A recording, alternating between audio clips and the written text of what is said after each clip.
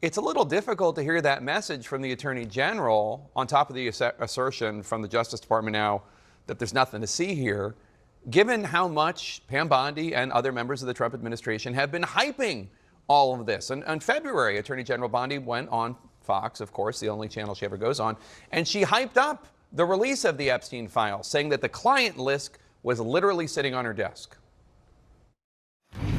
What you're going to see hopefully tomorrow is a lot of flight logs, a lot of names, a lot of information. So we know now that what she ended up releasing had already been widely publicly available. In fact, some of the documents were redacted and were unredacted on the internet. You'll note that Trump's stance on releasing more of the Epstein files as of this weekend was nothing to see here, move along. But that landed his administration firmly in the MAGA doghouse for the first time. And now they're perhaps trying to figure out how to get out of that doghouse. Let's bring in CNN's Paula Reid and CNN senior White House correspondent Kristen Holmes. And Paula, you got that Epstein question to Attorney General Bondi. What did you make of her answer, and what are you hearing about how this is all playing out in the Justice Department and the FBI? What was so fascinating about this press conference is we know Bondi has several options on the table. One, release additional material. The president says he's in favor of that. She's not committing to doing that. Could always appoint a special counsel. She's not there yet.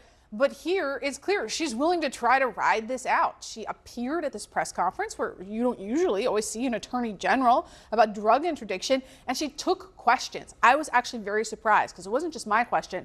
She got half a dozen questions about Epstein. She deflected every single one. At the end, the only thing she really said was, "My memo last week speaks for itself." We've seen President Trump do this many times, right? Ride out controversy, play the long game. It's unclear if this is going to work for her because this isn't something that has been drummed up by the press corps or reporters. We historically really haven't been asking about Epstein. We've asked about immigration, violent crime, other controversies. But if you look at everything that she's done since day one, she could tweet about her dog and you still get all of these MAGA supporters asking her about Epstein. This is something that the base, the president's supporters are focused on, and it's not clear if this strategy that she is pursuing now is going to work out in the long run. And if it doesn't, if this doesn't go away, she still has those other options. She could release more material. They could petition the court to unseal some things. They could also try to pass it off to a special counsel. The one thing she made clear today, Jake, she is not going to do is step aside. She suggested that she is committed to this job for up to four years. So, and just to be clear here, we're talking about dozens, if not hundreds, of young girls who were victimized by Jeffrey Epstein, a predator, yes, who did not get to see justice, and whether or not, and there's questions about whether or not there were other wealthy men who were part of this criminal enterprise. Kristen, Holmes, to you now. Today, President Trump saying, well, if the Attorney General wants to release more, she can. So what's the strategy here? I'm not really sure that they have a strategy beyond waiting this out. I mean, I've talked to a number of people around President Trump. Many of them believe, and this is White House and officials in the administration, that this will blow over. But if you talk to some more of the hardcore MAGA loyalists, not necessarily in the administration, but some of the most vocal critics of Pam Bondi's, they are saying they're not giving up on this. And what you really saw after these remarks that President Trump made was them doubling down on that one tiny part of his remarks, which said that if Pam Bondi, the Attorney General, views it as credible, then she should release that information. That is not something that we had been hearing from the White House. It's not something that we had been hearing from around the administration. In fact, what we had been hearing was more in line with what the Attorney General said, that her memo speaks for itself. But now he has once again opened this door to potentially releasing new information. What I saw today and what I received calls on from a number of these loyalists was, did you see what he said? Pam Bondi should release more information. It is unclear that that is what President Trump actually meant, but he has certainly opened up a new door here with this after he spent days saying the case was closed. Why are people even asking about Epstein? You know, people are now going to double down and call for the Attorney General to start releasing this based on just that tiny bit of what he said. All right, Kristen Holmes, Paula Reid, thanks to both of you. Many of Epstein's victims have credited another victim, Virginia Giuffre, for giving them the courage to speak out publicly against Jeffrey Epstein. Giuffre alleged that Epstein trafficked her to his powerful friends, including Prince Andrew, who denied those allegations. Former U.S. Attorney Jeffrey Berman, a few years ago on this show, told us that Prince Andrew had originally pledged to cooperate and then refused to. He goes on television, and it was an awful attempt to rehabilitate his his situation. And so then he issues a press release saying he's going to cooperate with the investigations. And I say, great. I tell my team, let's go out there, let's get his testimony, let's get him on the record. Well, that wasn't going to happen. His lawyers gave us the runaround. Giuffre sadly died by suicide in April. Let's bring in Cigrid McCauley. She's an attorney who represented victims of Epstein, including Virginia Giuffre. So thanks so much for joining us. Before we get into details of the state of this case, I just want to ask you about Virginia Giuffre because you called her a friend. What has it been like to lose her? Do you think that Epstein and Ghislaine Maxwell would have even gone to prison if she had stayed silent? Virginia Giuffre was really the heart of this case. A rude awakening for Trump, because what people are suggesting is that there's no way he's not in the files, that he is in there guaranteed. And why that matters is that the ambiguity screws Trump, because being in there could mean a lot of things, right? Being in there could mean that he did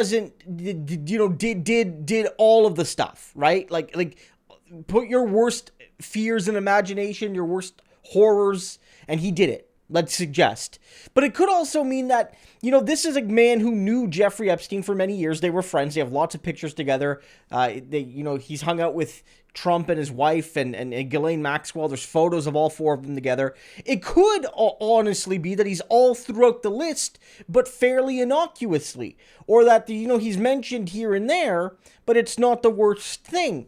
But because Trump refuses to release it, it dropped a massive bombshell tonight that he will never recover from. This explains it aptly. Angelo Carasone, president of Media Matters, and MSNBC political analyst Anthony Coley. He served as the head of the Justice Department's Office of Public Affairs during the Biden administration. Welcome, gentlemen. You manufactured the list? Yeah, right.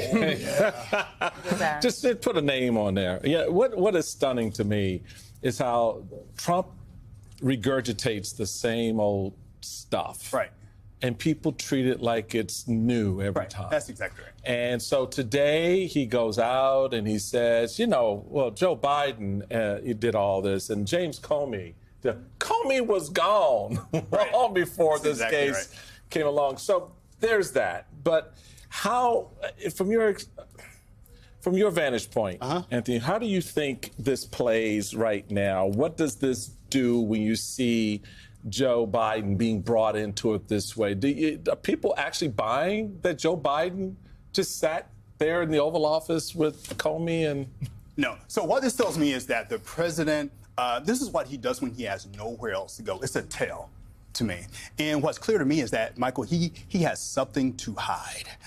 It's just like for years we never saw his tax returns released from him, right? We never, in the aftermath of the assassination attempt on his life, a year ago this week, we did, in the immediate aftermath, we did not see medical details. And so fair-minded people have legitimate questions. And the two questions that I and millions of others, including MAGA faithful, are left with is, number one, is this guy, Donald Trump, in these papers and these files in some way that is not flattering to him? Or number two, perhaps he's just been lying to the MAGA faithful for all these years. And so, bottom line, it's really time for Donald Trump to come clean with the American people. What are you hiding, Mr. President? I want you to talk both about the way the congressional Republicans are responding to this, but then also the fissures that we're seeing inside the right-wing media. Yeah, I mean, the clip you played at the beginning, Speaker Johnson talking about transparency. Right after he finished that, then he goes down to the House floor and whips votes to make sure that there is no transparency. Right. And there's a big tell there because all the Republicans got in line. They are not acting like Donald Trump is a lame duck president. They are not, they have not gotten the memo. They've not done anything that's in their self-interest here. Or they have gotten the memo. Well, they have, right. Yeah, that's exactly it. They have not. They've not changed their perspective, right? They are fully in line as if this guy is going to be in power for a really long time. That's the calculus that they clearly displayed on the floor. And I do think it's tied in, again, to a larger issue, which is what's going on in MAGA media.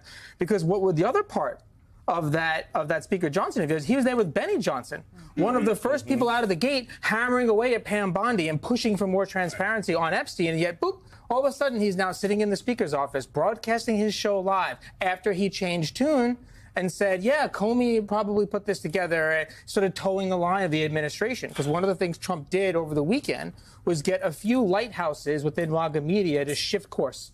To say, no, we're going to direct our attention over here. Either we're going to be mad at Biden or somebody else. We're going to deflect. So in MAGA media, there is a part of it that is sort of containing it and getting it under control. The ones that are really tied into the core of the political media ecosystem. But if you go one ring out from there, you start to see a few interesting things, more than just cracks in Schadenfreude. What you start to see is the Tim Dillons of the world, sort of the broadcast. They're not buying it. Right. They may be weaving other conspiracies. Right. One of the theories they have right now is somebody must have threatened Donald Trump. If you were the broadcast that you were listening to in October, what you hear right now is Donald Trump is scared. That's what they're saying. That's what Tim Dillon is saying. That's what people like him, like Joe Rogan, are saying, that he's scared. Somebody threatened him. They said they were going to kill him if he released these files. That's the argument they're making, because surely that's the only explanation they could come up with. And then you have others like, the Laura Loomers or Rachel Campos Duffy, who's Secretary Duffy's wife, who's out there saying, I'm not going to change my tune. I want transparency. So there's a core part there. And then you have the Steve Bannons that are trying to say, well, I should take the mantle here. You should give me control of the narrative because I can steer us through this rocky waters. And by the way, I have 15 hours of interviews that I did with Jeffrey Epstein that I haven't released yet. Maybe those will suddenly appear, or maybe they won't. Maybe I'll keep them on the shelf and not let this simmering conspiracy go back up to a royal boil. So that's sort of what's happening in the part. And the last thing I'll just say is that Trump isn't connected to the zeitgeist for the first time in a long time. He's too busy watching Fox. They've got the memo. They stopped talking about it. But the rest of MAGA media and the online ecosystem, they have not. It's still simmering pretty wildly. He doesn't have his finger on the pulse. I find the whole Epstein thing interesting, this conspiracy. And to be very clear, the crimes that Epstein committed are real. The conspiracy is the conversation around those crimes and all of the unfounded claims, like the claim that Elon Musk made that he tweeted about in June, I do believe. It's crazy because in February of this year, you had Pam Bondi inviting these MAGA influencers, these media, some of these same media folks to the White House, holding up these binders, these white binders saying, we've got volume 1 of the Epstein files. Then Donald is, again, he's stuck here because if he makes it public, and apparently he says, I don't know if I'm in there or not. But what some people have said, there was I think a prominent conservative that basically said he's probably in the list all over it.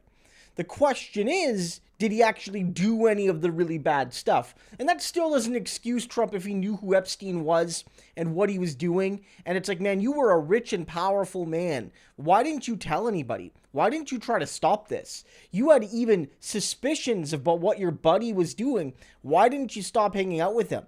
Like, or when did you find out and stop hanging out with him, but, didn't tell police, say, look, I don't have any proof, so I want to keep this down the low, but you really need to be looking in to this Jeffrey guy. I just got a bad hunch. We used to be friends. Whatever. The point is, if he doesn't release it, after promising to release it for years, right, and weeks ago saying he would, now, reasonably so, the American people have a right to think whatever they want about what you did. They don't have proof yet, but your actions indicate a man that was right alongside Epstein horrifically.